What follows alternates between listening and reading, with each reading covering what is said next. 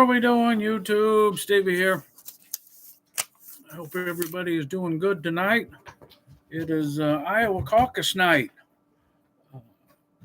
I did a, my dog once shrugged. I did a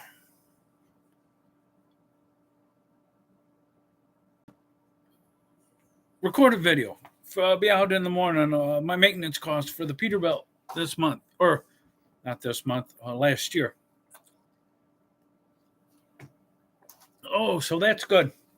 I got that in front. I get the rest of that information on how the truck did and the trucking business did last year. I'll try to get that out yet this week. I don't know if I'm going to truck tomorrow or not. Well, no, I'm not going to truck tomorrow, but I might go tomorrow. I don't really know. But anyway, that's my dog. She once rubbed a little bit. Anyway, yeah, the big Iowa caucus tonight. I don't know if you guys had any thoughts on who you liked or who you didn't like. Predictions of maybe what might happen. I didn't know if everybody was watching something or wasn't watching something or what they going. I'm gonna see if I'm on there. Check my phone to make sure everything is working correctly. And my guess is it probably is. And if it's not, well, then it's not. Oops. See, we got this on here. We'll leave it on mute. Yeah, we're working okay, I think. My dog's walking around. So we're okay. Turn the volume down. You don't have to hear that. Anyway, yeah, so going to be terrible cold in Iowa, of course. So who knows what the turnout's going to be, whose fans or supporters are the most dedicated. We will see. I got my heater going back there. The floors of the little house here in the woods get a little bit cold, and it's hard to keep them warm when it's really, really cold. If it's not really, really cold, it's not so bad. But when you get that down to zero or -0 in the old farmhouse here in the woods, it takes a little bit to keep it warm. But yeah, so actually, what time is it? It is 6:20 Central Time. So they're probably caucusing right now. I think they do that at 6. So the wheels are probably in motion as we speak. Maybe for New Hampshire, I'll get the StreamYard going, and then I can live stream the results as they come in. New Hampshire generally votes opposite of what Iowa does, just out of spite. So, but that'll be interesting to see how that turns out. But tonight in Iowa, it's from what some people have said is that Vivek has some momentum going into it,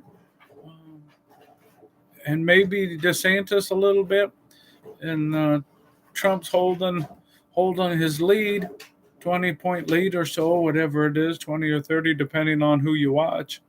And then Nikki somewhere in the middle there. Who knows where she's hoping for a second place finish, of course, thinking that will knock out DeSantis. And usually, if history is a guide, I don't think that the winner of the Iowa caucus generally wins the whole thing anyway. Historically, that's not the way it works. I was a cruise man last time there was an open contest in the Iowa caucuses, and we see how that worked out. This time around, I've kind of been split this time around. I lean towards Vivek a little bit more. I like him. I like that he's a disruptor. I like that he's young. He's got some issues. We'll get to that in a minute. Then I would say my second pick, by just a smidge, would be DeSantis. I like him a lot. And then it would probably be Trump, and then probably Nikki. I'm not a Nikki Haley fan. I wasn't a big fan of her running around South Carolina tearing down the Confederate flag. Not that I have any allegiance to the Confederate flag so much, but she seemed like a bit of an opportunist. And then when she left the White House, when Trump was running into his trouble there at the tail end, she was more than willing to climb on the bus and give him a kick on the way. So I look at her as a bit of an opportunist. So I'm not a big Nikki fan. So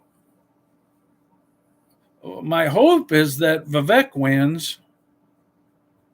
I don't think he will. I don't think the polls are that far. It all depends who turns up. It's going to be so cold out. It all just depends who turns up. And what do you want?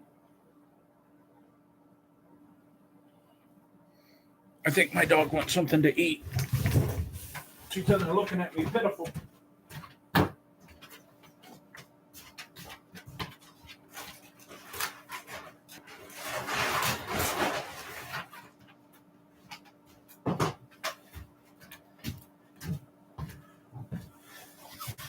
Oh, she's very old and not in the best of health. She will not make it very much longer, I'm afraid, unfortunately. Oh, she can't hardly see, she can't hear at all, and she can't. Anyway, she's in bad shape. But anywho, yeah, I really like DeSantis. That would be, I would like for him to do well, at least a second. And like I said, Vivek, I don't know. It's all going to be the weather and whose voters turn out, so that's going to be the determining thing, really. And then we're going to go to New Hampshire, and Haley has a lot more support in New Hampshire, but New Hampshire is an open primary where independents and Democrats can vote any way they want. Well, Republicans can too, but most of Haley's support is on the independent and Democrat side. It's not on the Republican side. So I think her then, of course, we go to South Carolina where she was the governor, but I think that after we get through there, I think her support is going to evaporate pretty quickly. I think DeSantis has a better chance of going longer in terms of his support that he has in the party, but unfortunately, I don't think he has the money to go much further than that. Now, if he does really well tonight, and he's really close with Trump, that's going to give him a breath of life to get maybe to Super Tuesday. Vivek can stay in as long as he wants. He's self-funded. He can stay in as long as he wants to.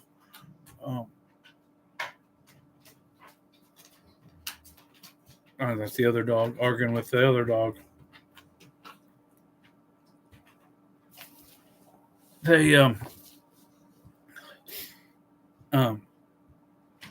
But like I said, so Vivek can stay in as long as he wants to stay in.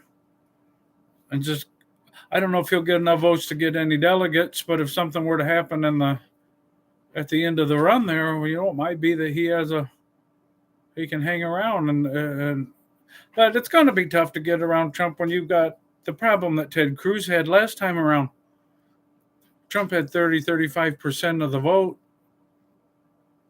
And when you split the rest of it amongst enough people, well, 35 is enough to win. And if you win the delegates, then you move right along.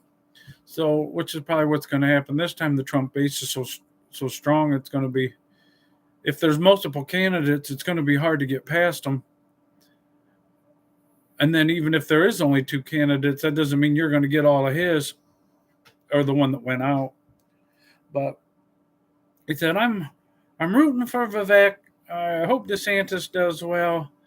Trump will probably win and probably win the nomination. And I'll vote. If he's the nominee, I'll gladly vote for him. I'm not a never Trumper. He's just not my first pick, and he never has been. I said I don't hate him or anything. I'm not a never Trumper. He's just not my first pick.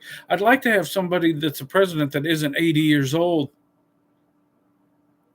And whether he wants to admit it, Trump has lost a step as well. Not nearly how bad as Biden, but Biden's not going to be the nominee anyway. My prediction is that Biden will go all the way through the convention, and then that will be the time from the convention to the election is the easiest time to replace him, because then they can do it. The party bosses can do it, and their favorite candidate that they want, which is Michelle Obama, doesn't have to run in a primary, and she doesn't have to run much of a general, because there's not a long time between the Democrats' primary or convention and the election. So she basically doesn't have to campaign, which is good for her, because whenever she talks, people don't generally like her more at the end of the talk than they did at the beginning. Now, I don't particularly know that she wants to run, but if the party bosses sit them down, her and Barack down, and say, look, the gravy train of money, the speeches, the $100,000 speeches, the gravy train that you guys have been on is about to dry up if you don't run. She might change her mind. Otherwise, she's got a pretty good life, so it'll be they force her into it, I think. But that's for another discussion. I mean, hopefully they just leave Biden on the ballot or nobody votes for him. Or nobody. He's still going to get 70, 80 million votes. But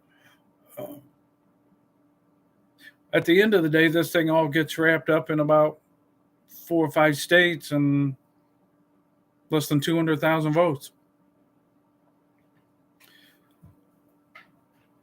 Pennsylvania, mostly Philadelphia. Michigan, mostly Detroit. Wisconsin, mostly Milwaukee.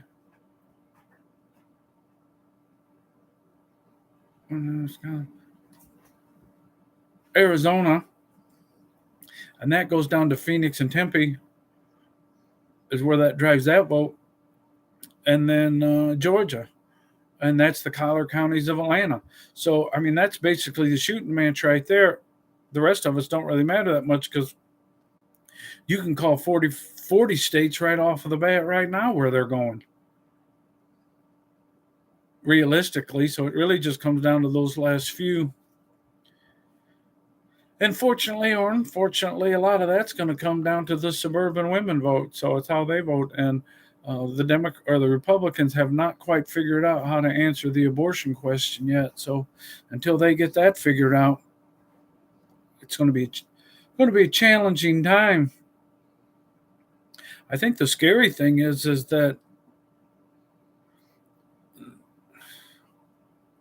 nobody's going to be happy with the way this thing turns out. And my fear is that whichever side doesn't win,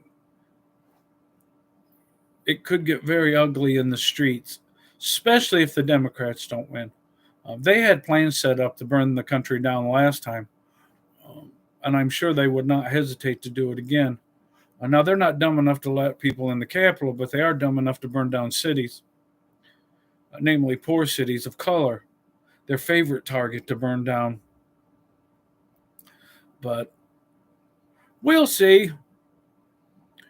We're about 14, 15 minutes here. We'll shut this down. I didn't know if anybody would pop in or not. Watch the caucuses. Results start to come in. And maybe if somebody else goes live, I'll chime into theirs. But like I said, my prediction is, my hope is Vivek and DeSantis at the top somewhere, and then Trump, and then Nikki. And but it's tough. It'll be hard pressed. It's going to depend on turnout. It's going to be hard pressed to get around Trump with, if he got 35-40% of the vote and the other one split the rest. It's going to be pretty tough to get around him. So, but we will see what happens, and we'll go from there. So, all right, everybody. God bless. We'll talk again soon.